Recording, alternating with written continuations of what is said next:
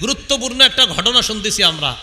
রসুলকে জাদু করেছে জুরাইক গোত্রের এক ব্যক্তি, বনু জুরাইক গোত্রের এক ব্যক্তি। সে হলো ইয়াহুদি, তার নাম লবিদ ইবনুল আসম। বলেন লবিদ। আলেম ছাড়া অন্য যারা আছেন আপনাকে পুরাটা মনে থাকবে না। লবিদ ইবনুল আসম পুরা নাম, আপনারা শুধু একটু মনে রাখেন, বলেন লবিদ। এই লবিদ রসুলকে জাদু করছে। তো জাদু করার পর কিভাবে জাদু করছে এটা আবার মুসনাদে আহমদ সহ অন্যান্য বর্ণনায় আসছে।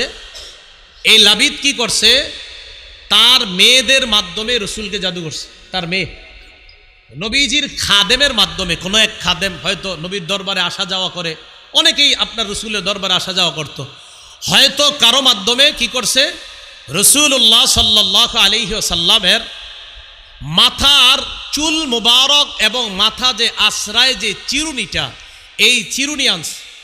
কেউ কেউ বলেন না, চুল আর হলো আপনার চিরুনির মধ্যে যে লেগে থাকে আপনার চুলগুলা, ওই চুলগুলা আর হলো চিরুনি আনছে।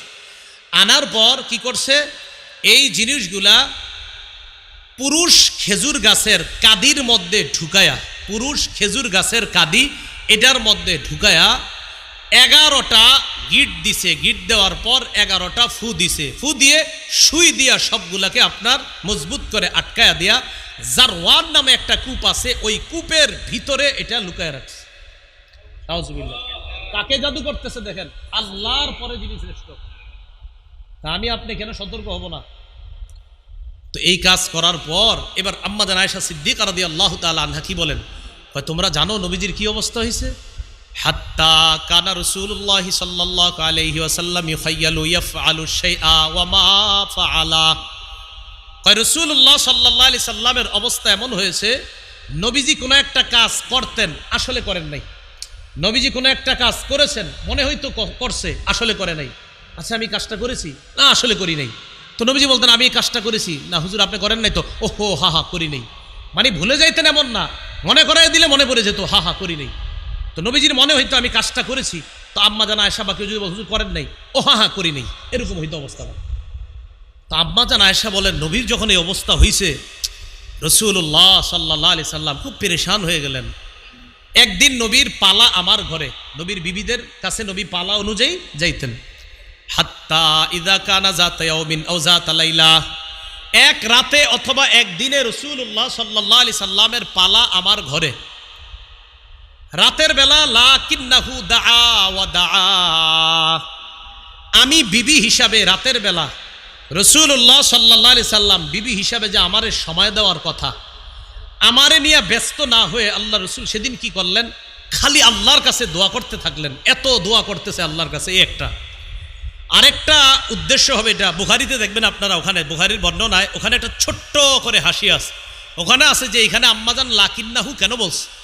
লাকিন্নাহু বলার দুইটা উদ্দেশ্য হতে পারে। এক, যে রাসূলুল্লাহ সাল্লাল্লাহু আলাইহি সাল্লাম লাম ইয়াকুন মুশতাগিলান বি ওয়ালাকিন্নাহু ইশতাগালা বিল্লাহি আযজা ওয়া জাল বা বিদুআই রাব্বিহি, নবী আমারই নিয়ে ব্যস্ত হয় নাই, আল্লাহরই নিয়ে ব্যস্ত হয়েছে। আরেকটা উদ্দেশ্য, কয় শোনো, জাদুর মাধ্যমে তোমাদের সাধারণের যেমন ভয়ঙ্কর ক্ষতি হয়, নবীর এতটা হয় নাই। বাকি রসুলের অবস্থা এমন ছিল, তোমাদের অনেকের মাথা বিগড়ায় যায়, নবীর মাথা বিগড়ায় নাই, ওনার আকল বুদ্ধি সব ঠিক ছিল।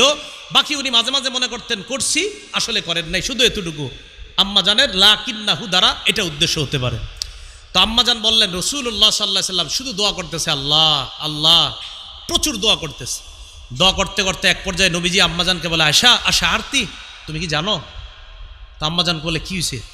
আশারতি আল্লাহ কাদ আফতানি মাস্তাফতাইতুহু ফি, আল্লাহর কাছে আমি যে বিষয়ে দোয়া করছি, আল্লাহ ওই বিষয়টা আমারে জানায় দিছে। আল্লাহ আমার কি হয়েছে, আল্লাহ আপনি আমারে জানায় দেন, আমার কি হইল, আমার এমন হয় কেন, আল্লাহ আপনি আমারে জানায় দেন। আশা জানো? আল্লাহ আমারে জানায় দিছে। হাবিব কি জানাইছে আপনারে? আমি দেখলাম স্বপ্নে আমি শোয়া, তারপর আয়াতানি রজুলান, দুই ব্যক্তি আমার কাছে আসছে। দুই ব্যক্তি কে কে? আপনারা ওই বুখারীতে আছে, আপনার ওই দুই ব্যক্তি হলো একজন জিবরিল আর একজন মিকাইল। সুবহানাল্লাহ। স্বপ্নে বাকি জিবরিল আর মিকাইল যেটা হাদিসে সরাসরি বুখারীর বর্ণনায় নাই, বাকি নিচে দিয়ে লেখা আছে আহাদুহুমা জিবরিল ওয়াল আখর বাইনা সাতরাইনে ছোট্ট করে লেখা মিকাইল। তো রাসূলুল্লাহ সাল্লাল্লাহু আলাইহি সাল্লাম বলেন, আমি দেখলাম কাদা আহাদুহুমা ইনদা রাসি, এই দুইজনের একজন আমার মাথার কাছে বসছে, ওয়াল আখরু ইনদা রিজলাইয়া, আরেকজন আমার পায়ের কাছে বসছে। তাহলে দুই ফেরেশতা স্বপ্নে আসছে, একজন আমার মাথার কাছে বসছে আর একজন আমার পায়ের কাছে বসছে। আয়েশা বসার পর জানো কি হয়েছে, একজন আরেকজনে প্রশ্ন করতেছে, প্রশ্ন উত্তরগুলো মন দিয়ে শোনেন। মা ওয়াজিউর রজুল, আচ্ছা এই লোকটার কি হয়েছে? একজন আরেকজনের প্রশ্ন করতে, ওনার কি হয়েছে? তো প্রশ্নকারী প্রশ্ন করার পর জবাব যিনি দিচ্ছে তিনি বললেন, মাতবুব, মাতবুব মানে মাসহুর, তাকে জাদুগ্রস্ত করা হয়েছে, তাকে জাদু করা হয়েছে। আচ্ছা জাদু করা হয়েছে? কয় হ্যাঁ। কয় মান তব্বাহু, কে জাদু করছে? এবার জবাব যিনি দিচ্ছে তিনি বলতেছে লবিদ ইবনুল আসম। ও আচ্ছা, লবিদ ইবনুল আসম জাদু করছে। সুবহানাল্লাহ। মানে রসুলকে নবীজি কয় আমি মন দিয়ে শুনতেছি দুইজন কি কয়, একজন আরেকজনকে কয় ওনার কি হয়েছে? তো পাল্টা উনি জবাব দিচ্ছে, কয় ওনারে জাদু করছে। প্রশ্নকারী কয় কে জাদু করছে? উত্তরদাতা কয় লবিদ ইবনুল আসম জাদু করছে। এবার প্রশ্নকারী কয় ফিয়াই শাইইন, কিসের মধ্যে জাদু করছে? নবীজি কয় আমি এটা ভালো করে মন দিয়ে শুনতেছি যে কিসের মধ্যে জাদু। এবার জবাব যিনি দিচ্ছে উনি বলতেছে ফি মুশতিন ওয়া মুশাতাতিন, কয় চিরুনির মধ্যে, ওয়া মুশাত আর আসরানু যে চুলগুলো আছে এই চুলের মধ্যে জাদু করছে। নাও নবীজি আমি খুব সব শুনতেছি। আচ্ছা এটার মাধ্যমে জাদু করছে? হা ফি মুশতিন ওয়া মুশাতাতিন ওয়া জুফি তালআতি, অজুফি তলআতি নাখলিন জাকারিন, কয় পুরুষ খেজুর গাছ, এই পুরুষ খেজুর গাছের কাদি দিয়ে, মাথার চুল দিয়ে আর চিরুনি দিয়ে কি করছে? জাদু করছে। এরপরে প্রশ্নকারী বলতেছে আচ্ছা কোথায়? কয় ফি বিইরি জারওয়ান, জারওয়ান নামক কূপের মধ্যে করছে। আয়েশা জানো আমি সব জেনে ফেলছি, এখন শুধু অপেক্ষার পালা। পরের দিন রাসূলুল্লাহ সাল্লাল্লাহু আলাইহি সাল্লাম হজরত আলী, হজরত আম্মার, হজরত জুবায়ের তাদেরকে নিয়ে ওই কূপের কাছে গেলেন। যাওয়ার পর তারা তিনজন ওই কূপ সেচলেন। পানি উঠানোর পর কাদার নিচ থেকে ওই চিরুনি চুল এইগুলা বের করলেন। করার পর নবীজি দেখলেন। দেখার পর আম্মাজান আয়েশা রসুলকে বললেন আফালা ইস্তাখরাজতাহু, হুজুর আপনি কি এটা জনগণের সামনে প্রকাশ করা উচিত না? মানে কি প্রকাশ? এই যে আপনারা লবিদ ইবনুল আসম না কে কি করলো এগুলো তো জানায়া দেওয়া দরকার, এগুলা নিয়ে একটা আলোচনা হওয়া দরকার। নবীজি বললেন আয়েশা কারিহতু আন উসাব্বিরু আলান নাস, কারিহতু আন উসাব্বিরু আলান নাস ফিহি শাররা। আয়েশা যে বিষয়ে ফিতনা হয় এই বিষয়ে আমি এড়ায়া যাই, এইগুলো আলোচনা হইলে আরো বেশি বাড়বে, এই আলোচনা আমি আনতে চাই না। রসুল আদেশ করলেন সুম্মা দুফিনা, তখন ওইগুলাকে কি করা হলো? দাফন করে দেওয়া হলো। তো নবী বিষয়টা কি করলেন যে উনি এইটাকে দাফন করে দিলেন আর বললেন আয়েশা এইগুলা নিয়ে আলোচনা করলে খালি আলোচনা হবে আর মানুষ আগ্রহী হবে, দেখি কিরকম চুলটা কেমন নবীজির, চিরুনিটা কেমন, তো এইগুলা নিয়ে অনেক আলোচনা হইতে পারে। এজন্য আয়েশা আমি আদেশ করে দিছি এগুলার যেন দাফন করে দেওয়া হয়, দাফন করে দেওয়া হয়েছে। এই প্রসঙ্গে আল্লাহ পাক রব মুসনাদে আহমদের বর্ণনা, আল্লাহ পাক রব্বুল আলামিন গিট দিছে কয়টা? গিট দিছে কয়টা? 11। এই 11টা গিট যেন দিতে না পারে, কারা কারা গিট খুলতে চাই? হ্যাঁ, গিট যেন আমাদেরকে দিতে না পারে। আল্লাহ পাক রব্বুল আলামিন সূরা ফালাক আর সূরা নাস এই দুইটার একটার মধ্যে 5 আয়াত আর একটা 6 আয়াত, মোট 11 আয়াত। ওই 11টা গিট যেন আপনার ক্ষতি করতে না পারে এই 11 আয়াত আল্লাহ দান করছে। এই জন্য প্রতিদিন ফালাক আর নাস মিস করবেন না। বাচ্চাদেরকে কি করবেন? ফালাক নাস পরে ফু দিবেন। ছোট বাচ্চাদেরকে ফালাক নাস সূরা ইখলাস এগুলা পরে কি করবেন? ফু দিবেন প্রতিদিন। কথাগুলা কি বুঝে আসছে সবার? তাহলে জাদু এটা হলো হারাম, জাদু আমরা কাউকে করব না, কেউ আমাদেরকে যেন জাদু করতে না পারে। আল্লাহ পাক রব্বুল আলামিন আমাদের সকলকে একটু মন দিয়ে যে বিষয়গুলো বুঝলাম, জিবরিল, মিকাইল, ইসরাফিল, রসুল, যত আসমানি কিতাব আছে সব আমরা বিশ্বাস করি।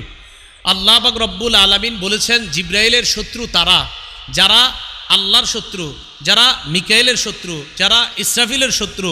আর আল্লাহ বলেন জিব্রাইলের শত্রু ইহুদিরা, তারা জিব্রাইলকে শত্রু মনে করে। আল্লাহ পাক রব্বুল আলামিন আরো বলছে ওয়াদা ভঙ্গ করা ইহুদিদের স্বভাব, আমরা কখনো ওয়াদা ভঙ্গ করব না ইনশাআল্লাহ। জাদুবিদ্যা এটা গ্রহণ করেছিল ইহুদিরা, আমরা এই জাদু করব না, জাদু শিখব না, জাদু যারা করে তাদের কাছে যাব না ইনশাআল্লাহ। আল্লাহ পাক রব্বুল আলামিন আমাদের সকলকে যেই কথাগুলো আমরা এতক্ষণ শুনলাম বললাম আমাদের সকলকে আমল করার তৌফিক দান করেন। এখন এতক্ষণ যে আলোচনা শুনলেন, আলেম ছাড়া অন্য যারা আছেন, ওলামারা তো বুঝছেই, অন্য যারা আছেন যে হুজুর কিছু হইলে আজকে শিখছি, এরকম কারা কারা হাত তোলেন? শিখছেন? আচ্ছা এবার সবাই তো কিছু শিখছেন, সবাই হাত তোলেন। হাত নামায়েন না, তাহলে আমি কিছু শিখাইছি বইলা মনে হয়, তাই তো? হাত নামায়েন না, আমি কিছু শিখাইছি বইলা মনে হইতেছে, তাই তো?